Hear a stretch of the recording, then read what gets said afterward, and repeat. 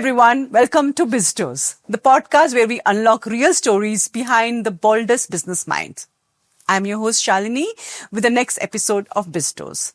Through this podcast, we open the doors to conversations with founders, innovators, and leaders who have dared to dream, build, and disrupt.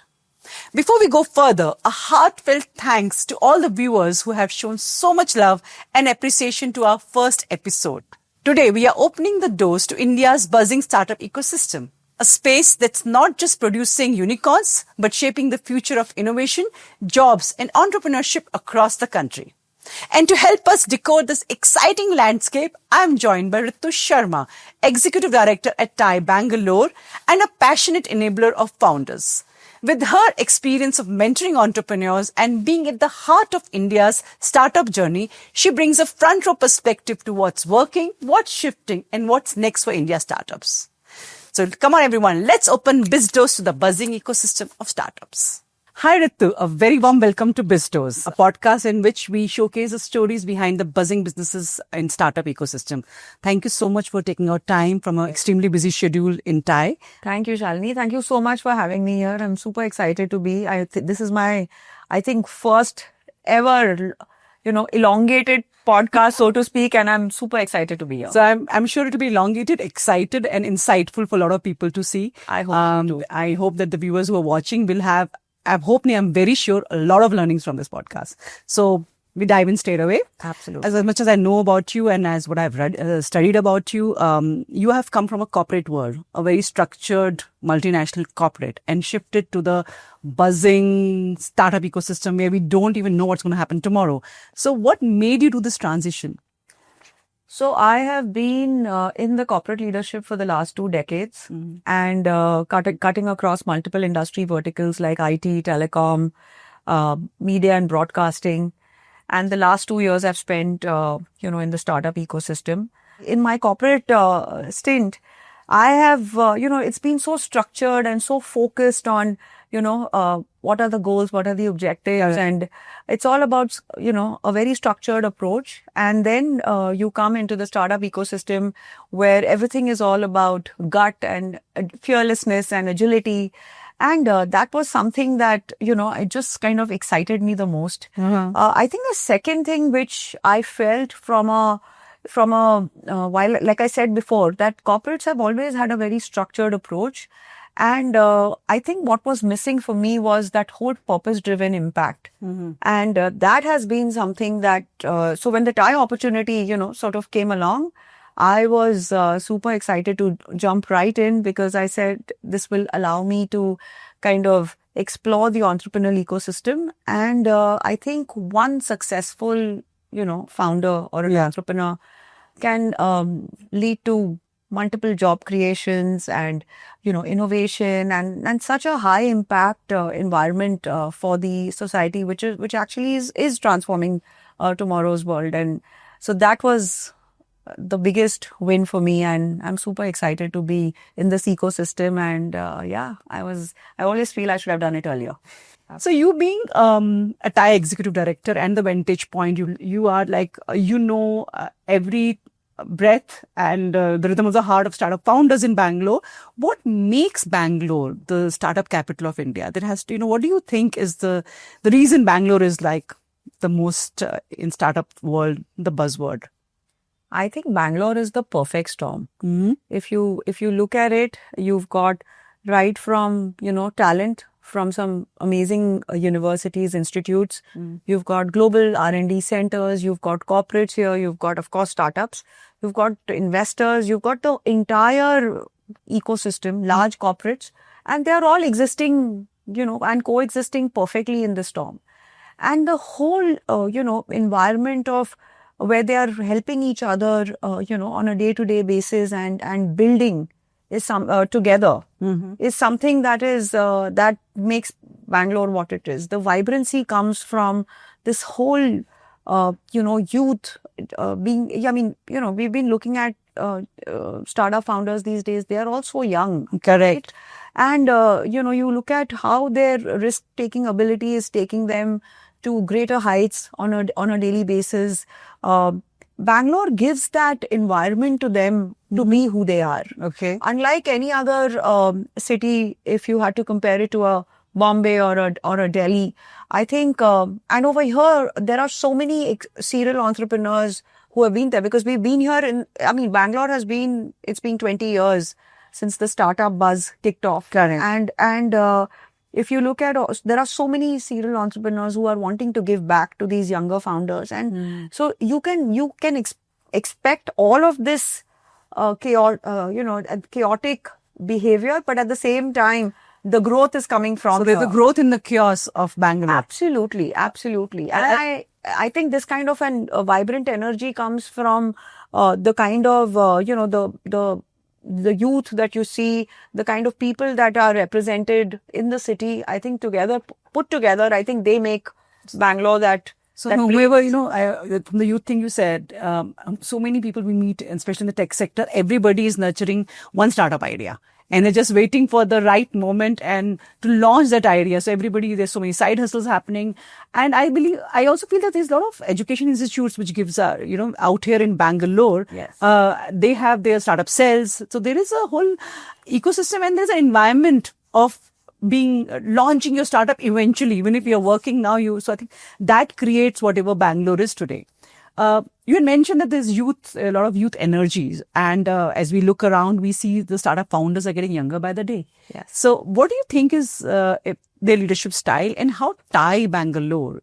Because, we started from when the TiE would have started, the average age of startup founders would have been a little different than what it is now. So that also requires a lot of change in the thought process of TiE. So how you look at young founders, as young as even in the college time, as how are their leadership style and how TiE is supporting them? Yeah. So, if I had to put today's youth under, firstly, they are totally fearless. I think their risk-taking appetite, which I spoke about, is far, far higher. Secondly, they're very collaborative. So if you they're looking for partnerships, they're looking for mentorship, which will actually take them to the next level. They're very focused on what they want to achieve. And thirdly, what makes them young and what makes them themselves is the whole digital first approach. They are all very savvy, unlike the earlier founders who are still very traditional in their focus areas. But so in today's time and age, any young founder is not going to take permission to disrupt anything. They are ready to do it. They know what they want. They know how to achieve it. They will be extremely collaborative to ask for help where required and do what it takes. They have that understanding. Through that mentorship, they will have that understanding to pivot at the right time, to make their mistakes, learn from them and jump in. Like I said, we spoke about the vibrancy of Bangalore, like this whole thing of fail fast and bounce back. Correct. Something which is extremely, extremely prevalent in today's young entrepreneur, in a young entrepreneur's journey. Now, if you look at what TiE Bangalore is doing in that space, so we are very, very focused on sowing the seeds of entrepreneurship within youngsters. Okay. So we start, we have certain programs. We start from high school kids through our TiE Young Entrepreneur program, which then gets scaled to a TiE University program, which is for university children. And these are all pitch competitions, which we kind of teach them the basics of entrepreneurship, break them into teams, get them to kind of compete with one another, train them, mentor them for couple of months so that they understand what a pitch looks like, how should they get ready for an investor, what does it take for them if tomorrow they had to start, their own startup, what is it that I can help them with, and how does this program become your, your basic foundation to start, for you to start thinking that, okay, this is a probable journey that I might want to take. Because to be honest, Shalini, tomorrow's job creators are going to be startups and not corporates. It's a very solid statement. Yeah, it that has been, No, it has been coming from the government. It has been coming from the, even at TiE, when we look at how the trends are moving. the job creators are going to be tomorrow's startups, and that's why the government is so, whether it's at the central level or at the state level, entrepreneurship has been given its importance, and a lot of in fact the government works very closely with us to see how we can work together to get young entrepreneurs from universities, get them ready to kind of get into the actual startup workforce and help them scale actually, so that they can create that impact. I remember being judged for one of the young entrepreneurs. I think there's a competition for the pitching for the for TIE University. You were a part, and I think TIE Bangalore entry won the award also at the country level. Something was there. It's amazing. But I have a thought. When you look at these youngsters and you interact with them, do you think they have the maturity to lead a team? Are the financial understanding of how to use the funds that they get? Do they? I sometimes feel that maybe a mature person who has been experienced, worked in a corporate, may lack a little bit of risk-taking appetite. That's because the person already has an experience of do's and don'ts. Do you think the youngsters can handle that kind of a thing of maturity to where to stop and say, okay, this product I've done, I think I have tried it enough and I may not be able to launch it. Let me pivot. Do you think they have that maturity and the understanding, or is it something that they need mentorship for? No, the mentorship is a very solid one, and that's what what I highlighted earlier, the whole collaborativeness, something that we call as micro mentorship. Even TIE is kind of getting into peer, promoting peer-to-peer learning, micro mentorship, wherein, these founders are very, very, they come with a specific problem statement and they talk. I mean, you would have been, you were a jury. There are a lot of charter members, and I'm sure you'll be one of them as we go along, where we provide very structured mentoring programs to startups. And each startup has its own unique problem statements, right? And some some prefer to run a very bootstrapped, organization and are not looking for funding till such time they have their product market fit in the right, place, and they are very, very focused. And that's what. So they'll come with a different set of issues, saying that okay, there's a product related issue, and then we find the right mentor to map them to that, so that can be solved for them.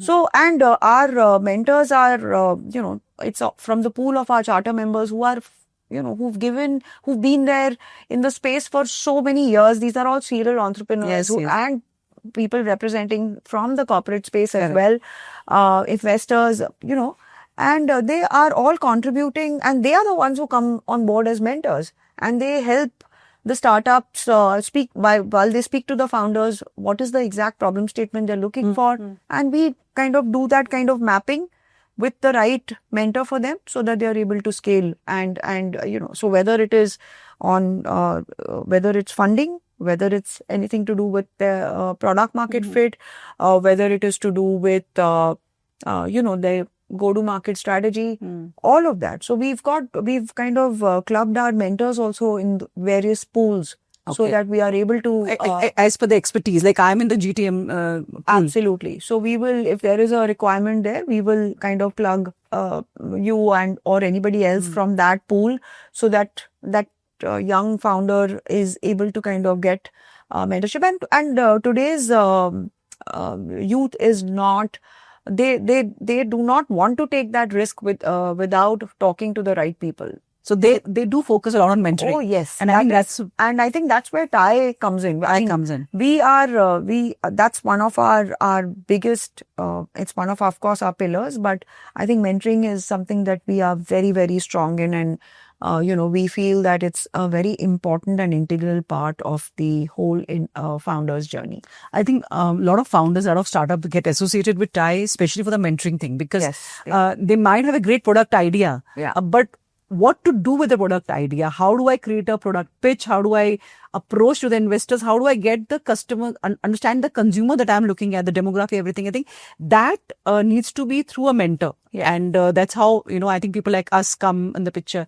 And also, I believe that they also look up to mentors to guide them to the right connect. Like they're looking for investment. So see, what do mentors have? They have, of course, their expertise and they have their network. Correct. So through us, they want to connect to the next level and to the, angel investors and all. I think that Tai is doing an amazing work of mentoring. Any case studies you have to discuss about a success story that you've seen through mentoring? You have. Oh yeah, plenty. But I can talk about one. I'm very proud of one of our Thai women winners. She was the global Thai women cohort of 2023. She won the global competition from Bangalore. Okay. And she's her name is Akshita Sachdeva. I never bat an eyelid to mention her because she was such a focused women from our women cohort. She at every stage took her mentoring feedback so seriously. Okay. You cannot imagine. And she asked for what she needed. Her journey through the months were with Tai. And she won the Bangalore competition. And then she finally went for the global final, wherein one day before the global finals, we called her. We said, do you need anything? This was in Singapore. Okay. This was before the global summit that happened in Bangalore. Okay.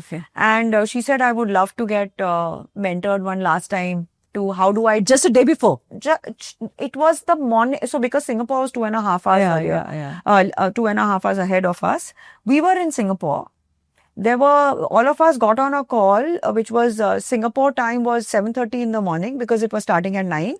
7:30 in the 7 in the morning, which is basically 4:30 India time. 8:30 a.m. AM, and there were 3 mentors who got onto the call. And she gave her pitch in terms of, they gave her feedback. Imagine last minute, she incorporated all that feedback, which was not so much, but whatever. Yeah. And she went on stage and she was flawless. I was sitting and just looking at her. You guys were so super proud about it. I had joined that year and I have to give full credit to the team and to all our mentors who kind of, mentored her through her journey.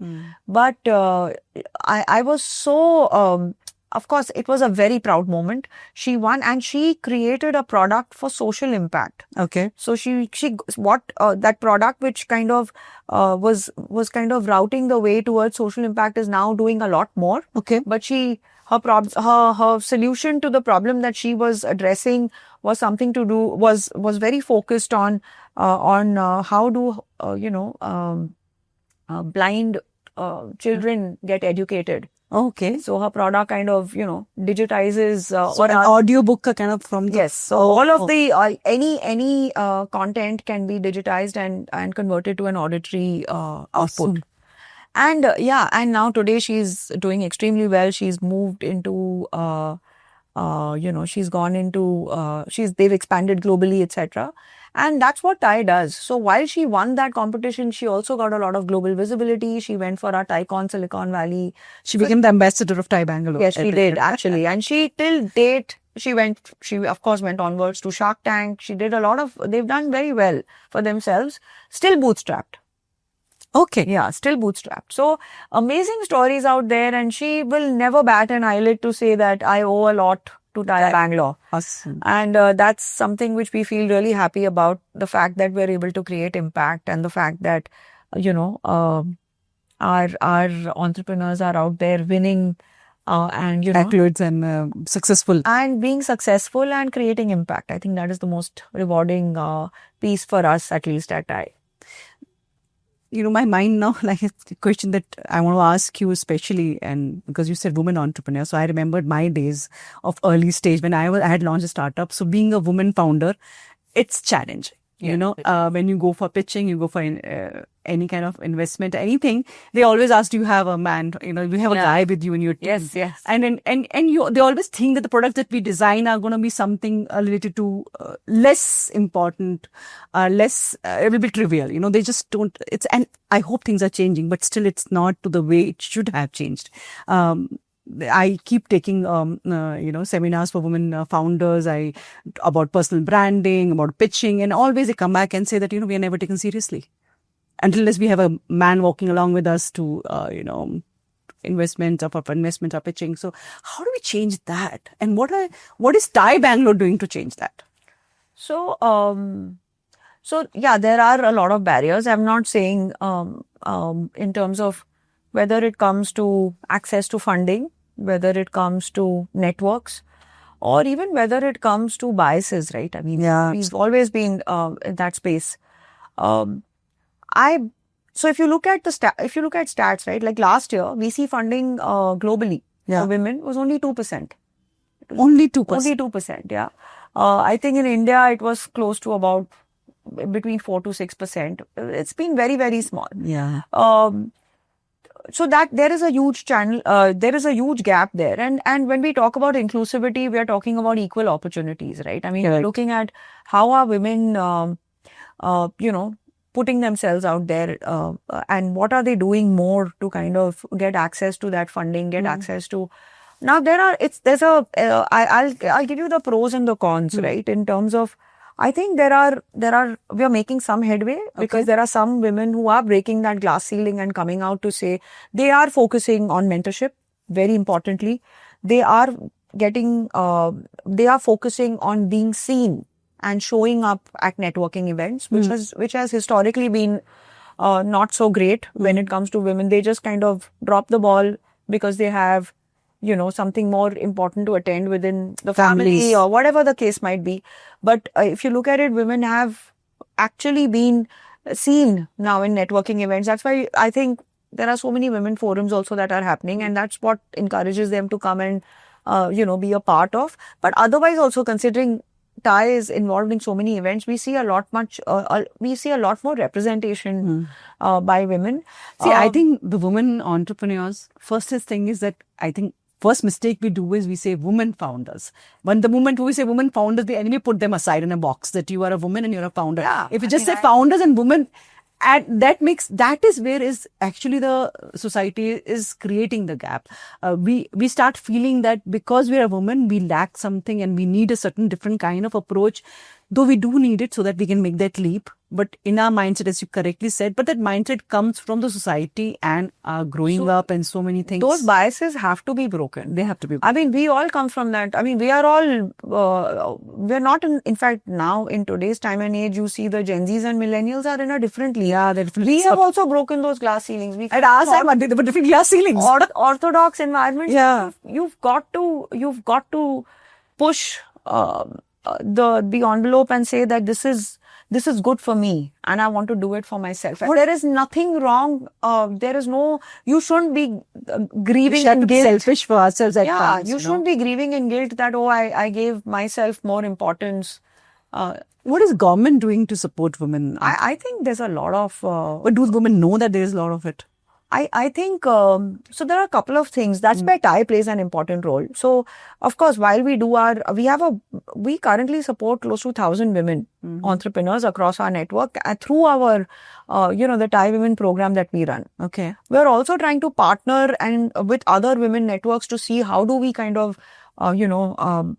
increase that cohort and how do we complement each other. In the investor community, how much is representation of women? I think that is where we are lacking. Because if the investor community, their women itself are not taking interest in funding into another startup. No, the current women investors are taking a lot of, like if you look at Vani Kola, CXXO, I think our board member Ankita and Supriya both running their own funds, are board members, but they're doing a lot of work in the space of, so in fact, Ankita runs her own fund called Saha, right? The women fund. There are people who are doing it. So whoever is doing it is doing well. I mean, in the sense, women are getting, but we have very few of them. That's the mama. And that's where we need more investors to, we've always, I used to always feel that women in the workforce now, we are kind of getting, the percentage is kind of, but at leadership level still it is low. But yes, if you look at, women are in the workforce are coming in, but if you look at women in boardrooms, board positions, etc., are very, very low. Very, very low. So I think that whole leadership stack that you see or that level that you see is very, very underrepresented. But at TiE, we try and do whatever best we can. But, this is like a whole, you need to join hands and collaborate and do this as a partnership. Correct. So each one does their own bit, but I think collectively, if we do it as a force, I think there is a lot more. I think we will be able to make a lot of difference together for Absolutely. women. A lot of looking success forward can to- be achieved, yes. Talking about success, you can see there are a lot of startups which succeed, and there are equally number of more than that fail. So what do you think they both do differently? What makes a founder successful and what makes a founder a failure? What is your viewpoint? Failure, I won't say, Okay, but learnings. learnings, okay. Didn't make it. Yeah. I think for the ones who are kind of, finding it kind of hard, and so I think one or two things that I've seen is some of the founders they kind of jump straight into the investment side of things, looking for Okay. funding without having the right product market fit, right? And like other pieces that you look at is, they're spreading themselves out too thin. This lack of focus sometimes. They're not solving for a specific problem. It'll be like a plethora of things that they might be focusing on. So when that focus is less, then you don't know which one you're going for. And that generally happens when you're not talking to your customers, right? Whereas on the other side, when you see the startups that are and the founders who are really striving are actually the ones who are customer obsessed, where they are solving real world problems. They are taking feedback, they are iterating their products and services, and they are building for what the customer needs. And the minute you are doing that regularly, and that's where success is coming from.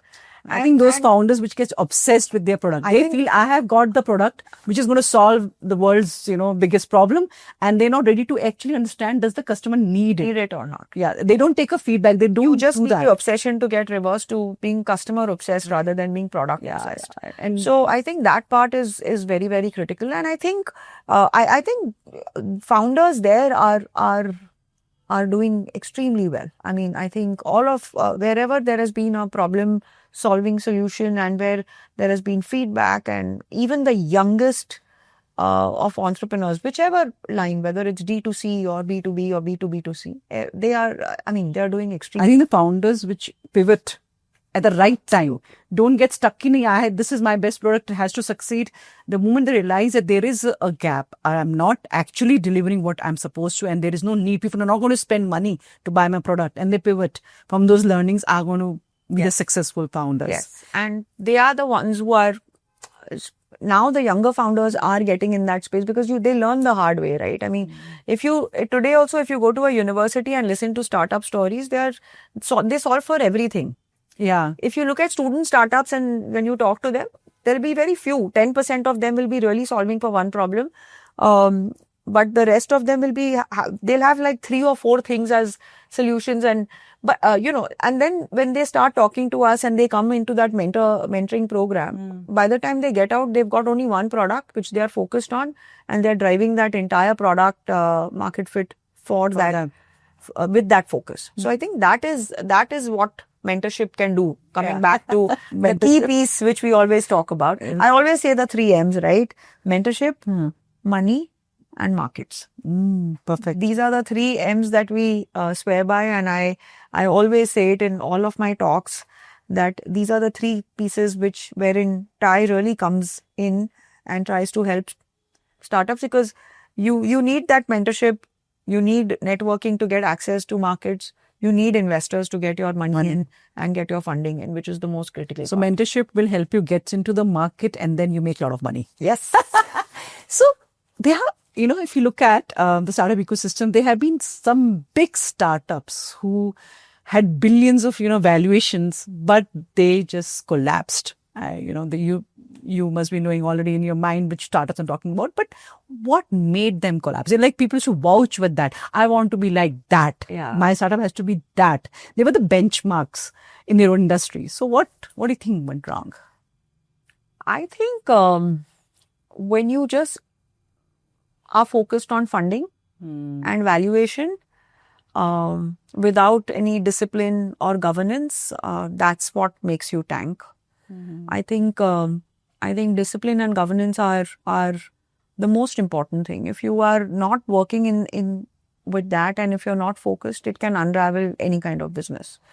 while we all try and I think and if you look at the new narrative, the new age founders are building for purpose, are building for impact, and while some of the startups that you just spoke about started with that but I think the whole piece of how well are we funded and what kind of money we've raised and what's the what's the valuation? valuation that I'm getting out of it, it just kind of took them to a very different orbit. And then no one was talking about what problems they were solving for. Everyone And the was talking profitability, about I think the profitability was not even thought about. nothing. Just the It was valuation. just the valuation. Yeah. Yeah.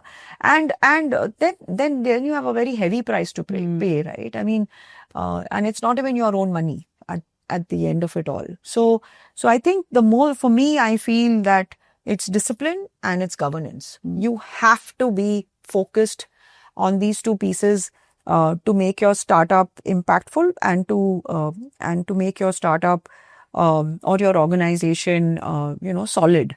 I think some of the startups, which of course was some name someday, folded up because they, as you said, was lack of focus and also burned a lot of money that they got. So they were heavily invested, but they just spread thin. They bought other companies. They just went into different verticals. A lot of verticals are tried, and the money just vanished. And then they had bad customer feedback, bad industry feedback because they were not paying the vendors. They were not paying salaries, and because everything just collapsed. So that governance, as you said, and discipline is extremely important. Very critical. I think it all sums up to that, because at the end of the day, it is going to catch up.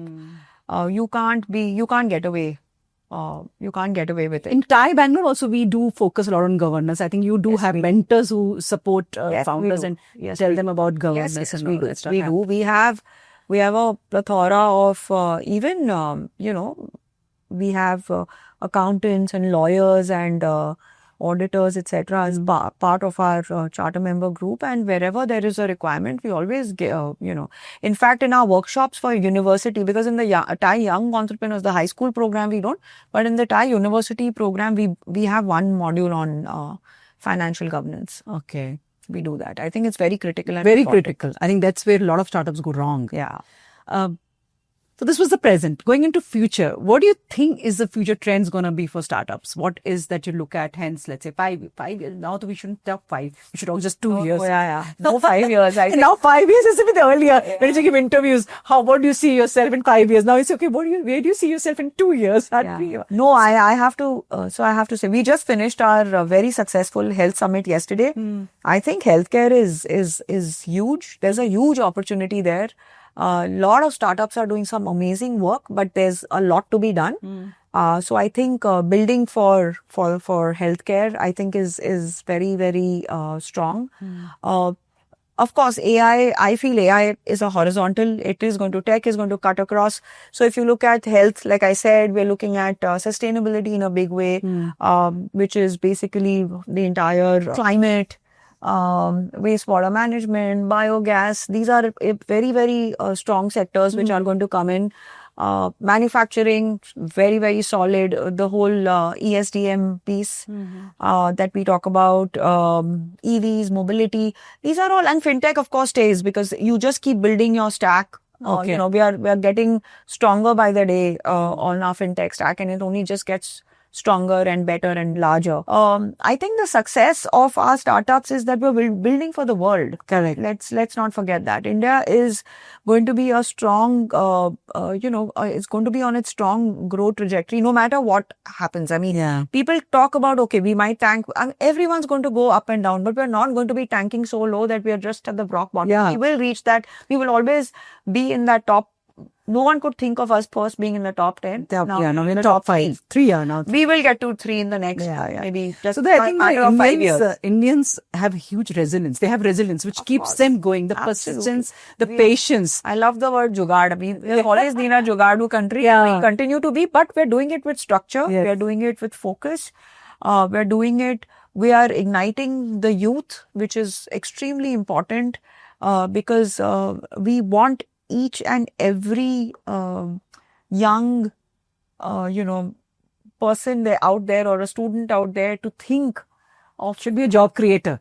Launch a Also, startup. how they are going to contribute to make that India what we never even felt or thought India could be. And when you look at stats and when you read in and you see where we are going to be, we are going to be like, oh, we're so proud of what we've created. And I think I want to say that because I've been in the workforce for so long now. Yeah. And I want to say that whatever I did, even it was contributing to, 0.0001%, I'm happy to, at least I'd be a proud, You have contributed. We are contributing being part of TIE. And, all of us, yeah. we're nurturing and mentoring the startup founders to make Absolutely. the India the way we all are dreaming and hoping and aiming to. Anticipating for, yeah. So, ending this amazing discussion that we had, I have a rapid fire round for you. So, okay, that's scary. No, it's cool. It's this or that. So I'm giving you options also. okay, cool. So, That's nice. So that we can have just top of the mind, whatever comes, you have to say. Okay. Yes, ma'am. Ready for it? Go for it. So bootstrapped or VC funded? To get bootstrapped and then get funded by a VC. Wow. So Bangalore or Delhi NCR for startups? Don't Bangalore. bias. No, I'm not. I feel Bangalore for early stage and growth, and then Delhi has a different. NCR has got a different energy, but always Bangalore. Disruption or sustainability? Disruption with sustainability. Wow. Always. Okay. AI powered startups or climate tech startups? AI powered. AI powered. Because that's a horizontal. I think it cuts across all industries. Though I know the answer of this, but I'm still asking you. Profitability or valuation? Profitability. Young founders are experienced founders. Young founders. Come on, yaar. We're going to be founders soon. Yeah, but I love We'll be launching it. No, I love the fact that even if I can add even this much value to a young founder who is going to be the future entrepreneur of tomorrow, I would still trade in for that. Yeah. Okay, awesome. Chai with founders or coffee with investors? Chai with founders. Chai with founders. Okay. Power pack networking event or quiet mentoring session? Quiet mentoring session. Lovely. Early morning hustle or late night brainstorming? Early morning hustle. You're a morning person Morning like me. person. Totally. Unicorn badge or impact badge? Impact badge. Work from Goa or work from Bangalore traffic? No, work from Bangalore traffic. Oh. I'm a city girl. You're a city girl. I'm a city girl. Yeah. Great. So we have come to the end of this amazing discussion. I think there is a lot of takeaway, a lot of learning and a lot of exciting things that we have discussed. And I'm looking forward to that India that we all are building. We hope we're going to be very old, I know, but I think that India is going to happen soon. Thank you so much for your time. Thanks, Shalini. This is wonderful. Thank you for having me here. And I hope I've answered I've done justice to the podcast, and I'm so excited. This is my first one. Yay. Thank you. I'm really looking forward to, when releasing it, and I'm sure people will be, wow, what a discussion it was. Thank you so Lovely. much. Thank you so much. Thanks for having me. And that's a wrap on this episode of Pistos. A big thank you to Ritu for sharing such candid and insightful perspective on India's startup ecosystem, its energy, its challenges, and its incredible possibilities. If today's conversation left you inspired, curious, or with new ideas, do share it with a fellow founder or dreamer. And don't forget to subscribe Pistos channels on YouTube. So until next time, keep building, keep believing, and keep opening new doors. Thank you so much.